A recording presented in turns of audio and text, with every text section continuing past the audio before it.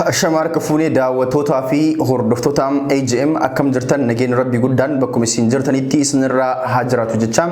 Egaan aannolee Global Media irraa qophii tokko qabadhee isiniif dhiyaadheeti jira. Qophiin kunis ibsa adda bilisummaa Oromoo gamtoomee kan abbaa nagaa jaarraatiin hoogganamu baasee isiniif himeeti jira. Adda bilisummaa Oromoo tokkoomee yakka ajjeechaa suukanneessaa mootummaan Dr. Abiy Ahmed ummata Oromoo irratti gaggeessaa jiru qeerroo Oromoo irratti gaggeessaa jiru balaaleffateeti jira.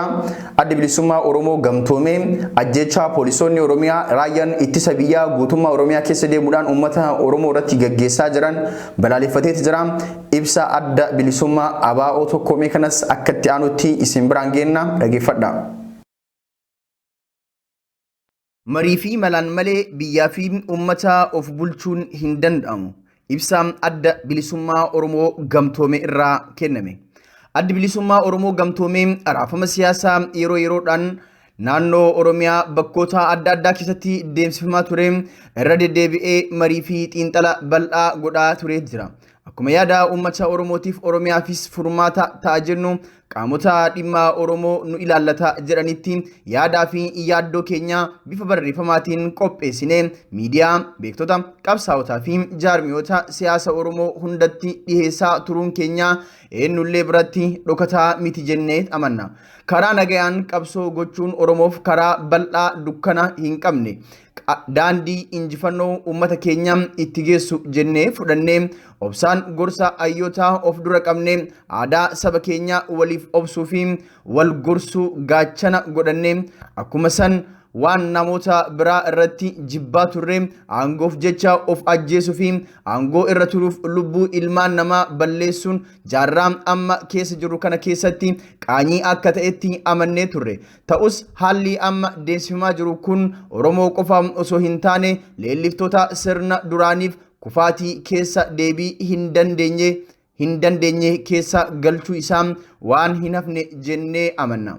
Wareegamni uummanni Oromoo diinota isaatiin baasaa har'a gahe ammas wal hubannoo dhabuun qabsaa'ota isaatiin wareega seenan isaa akka itti galmeessan yookaan barreessan hin qabneen galaafatamaa jira.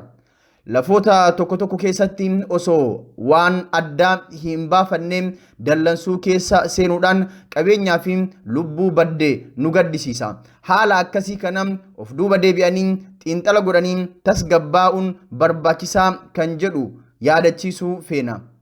Humna nageenya biyyaa booressuun kan badii dalage seeraatti dhiheessuun barbaachisaa yoo ta'us ummata nagayaa qawween ajjeesuun akka barbaachisaa hin taane hubachuun dirqama jenneet amanna. Har'a gaafatama qabanitti dhimma bahanii lubbuu deebii hin qabne ajjeesuun itti gaafatama seenaa fi seeraa jalaa nama akka hin baafne fi osoo beekan dalaguu fi dalagsiisuun ammoo daandii filatamaa akka hin taane cimsinee yaadachiisuu barbaanna. Holola salphachiisaa ilmaan saba tokkoo taanee wal irratti banaa jirra. Kun kan bakka itti dhaabbatu hin qabne nutti fakkaata. Haalonni akkas uummata guddicha gaanfa Afrikaa wanni murnaan godhaa jirruu fi namtokkeen itti jirru diinota keenya gammachiisaa saba keenya qaanfachiisaa hamilee wal tuquun eessa deemaa jirra jedhanii of gaafachuun barbaachisaa qofa osoo hin taane uummata isaaf dubbanna jenne kana diigaa jiraachuu keenya beeknee qaroomina jennee fudhanna akka yaada keessan keessa deebitanii xiilxantanis gaafanna. Haalli biyya keenya Oromiyaa keessatti mul'ataa jiruu fi gochoota suukaneessaa uummata Oromoo irratti raawwatamaa jiru ilaalchisee yaaddoo qabnu yeroo adda addaatti waajjira bulchiinsaa mootummaa naannoo Oromiyaa fi qaamota dhimma ilaalu hundaaf barruun hubachiisaa turreet jirra. Haalli kun dhaabbachuu didee humna addaatii fi raayyaa ittisa biyyaatiin maqaa nageenya uummataa eegsifna jedhuun humni miidhaa hamaa geessaa jira. Yakkaa fi gochoota suukanneessaa uummata keenya irratti raawwataa jira.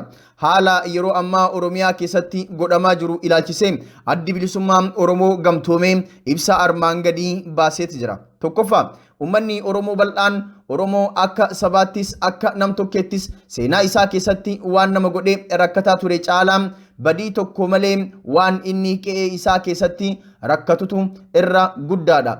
Waan itti dhagahame bahee ibsachuu fi mormuu mirga heerri lafa kaayeef waan ta'eef mootummaan ammoo komii fi mormii uummata sanaa dhuunfachuuf malaa fi tooftaa adda addaa fayyadamuun osoo jiru uummata harka qullaa jiru waraanaan humnaa oliitiin fayyadamuun lubbuu hedduu galaafatamaa jira. Abaa'oon gamtoomee dhimmi kun marii fi malaan furamuu akka qabu gaafata. Haalli amma deemaa jirru hammaachuu irraa kan ka'e yaaddoo cimaa nutti bulcheet jira. Akka jaarmiyaa keenya adda bilisummaa Oromoo gamtoomeetti namoota yakkaan shakkamanii fi seeraan qulqullaa'uu mormii tokko irraa hin qabnu. Ta'us garuu uummata nagahaa maqaa seera kabachiisuutiin lubbuu galaafachuun ulaagaa kamiin iyyuu fudhatama hin qabu. 2. mootummaan seera labsii sababa dhukkuba COVID-19 baaseen filannoo biyyoolessaa marsaa marsaadhaan godhaa ture haquun isaa ni yaadatama. Haa ta'u malee seera ofiif baase irra tarkaanfachuudhaan yeroo ammaa hidhamtoota hedduu miseensota paartii keenyaa dhibbatamaan lakkaawaman dabalatee bakka tokkotti walitti qabanii hidhamaa akka jiran ragaalee garagaraa ni agarsiisa. Namootni seeraan shakkamanii fi qulqulleessuun dirqama mootummaa akka ta'e tolchine hubanna. Ta'us haala namoota itti hidhamaa jiran gara laafina lammii ofii osoo hin taane miidhaa hin malle irraan gayamaa jira. Tarkaanfiin akkanaa kun nu yaaddessa. Namoonni kumaatamaan lakkaawaman bakka tokkotti hidhamuun dhukkuba COVID-19 addunyaa raasaa jiruuf saaxilamaa jiraachuun abaa'oon gamtoomee yaaddoo guddaa kan itti dhaga'amu tahuu ibsachaa namoonni baay'ina bakka tokkotti hidhaman dhukkuba kanaan faalamanii uummata keenyaatti yoo deebi'an rakkoo ulfaataa keessaa bahuu hin dandeenye biyyi keenyaa fi uummanni keenya illee saaxilamuu akka danda'u yaaddoo cimaa qabna. Haalli kun akka atattamaan furmaata argatu gaafanna. Uummanni kumaatamaa mana hidhaatti guuramaa kan maatii qabu gaafa asii bahan hawaasa keessatti deebi'anii dhukkuba koronaan faalaman rakkoon akkam akka dhufuu malu tilmaamuun nama hin dhibu. Rakkoo walxaxaa akkasii keessa jiraachuun keenya yaaddoo guddaa keessa nu galchee jira. 3. ajjechaa yeroo ammaa naannoo Oromiyaa manneen amantii, abbootii amantii, uummata nagayaa fi ijoollee xixiqqoo irratti humna hidhateen deemsifamaa jiru haalaan nu yaaddessa. Haalli kun mootummaan to'annoo gahaa yoo hin Oromiyaa fi uummata keenya irratti gaaga'ama siyaas dinagdee waliin jireenya hawaasaa irratti balaa qaba. Mootummaan warreen rakkina kana uumaa jiran qormaata seeraatti akka dhiyeessu gaafanna. 4. Uummanni keenya qabsoo hadhooftuu keessa deemnee wareegama hedduu maqaa Oromoo fi Oromiyaa har'a jedhu irra geenyee jirra. Sabni guddaan kun yoo obsaa fi ilaameedhaan dhimma isaa ilaallachuu hin dandeenye diina ofitti heddummeessina. Akkuma mammaaksi Oromoo marqa maafsi afuufan jennaan anuma liqimsuufi jedhamu humnoonni amma nu faarsinu nu arrabsinus dhimma uummata keenyaaf osoo hin taane fedhii bakka isaaniitti deebi'uuf qaban irraa akka ta'e hubachuun barbaachisaadha. 5. qabsaa'onni Oromoo wareegama kaleessaa baaftan yaadachuudhaan haalli amma Oromiyaa keessa jirtu kanuma waliin argaa jirru waan ta'eef biyya keessa jiraannus biyya ambaa jiraannus gara furmaataa fi waloon qabsaa'utti akka deebinu yaamiinsa isiniif goona. 6. yaada furmaataa jennee kan nuyi amannu qaamni dhimmi ilaallatu hundi walitti dhufee haala amma ta'aa jiru irratti akka mari'atu gaafanna. Mootummaanis yeroo dhiyootti marii hunda galeessaa qaama dhimmi ilaalu hunda waliin akka gadi taa'ee marii godhu gaafanna. Injifannoon uummata Oromoof adda bilisummaa Oromoo gamtoomee Boolee kutaa magaalaa 4 Finfinnee hagayya 28 bara 2020. Egaan daawwattoota fi hordoftoota keenyaa kabajamoo ibsi adda bilisummaa ABO tokkoomee kana fakkaata. Namni hundi lafa jiru mootummaa kana balaaleffachuu qaba. Namni hundi bakka jiru mootummaa ilmaan Oromoo ajjeesaa jiru kana hin ajjeesinii jechuu danda'uu qaba.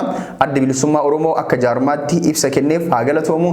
Daawwattootaa fi hordoftoota keenyaa kabajamoo sagantaa namaaf qabannee isiniif dhiyaannee sagantaa ibsa adda bilisummaa Oromoo kana jaarmiyaaleen biraas ibsa kan baasan yoo taate kan gama keessan dhiyeessinu ta'an hordoftoota keenyaa kabajamoo tamsaasni kennaa idilee guyyaa fi qophiiwwan akka har'aa kan adda ta'an kunis gaafa isiniif dhiyeessinu bifa salphaa ta'een akka isin bira ga'uuf warroonni YouTube channel keenya subscribe godhin YouTube channel keenya subscribe godhadhaa jecha egaan daawwattootaaf irratti kennaa odeeffannoo biraatiin deebinee hanga wal agarrutti turtii gaarii isiniif haa taatu.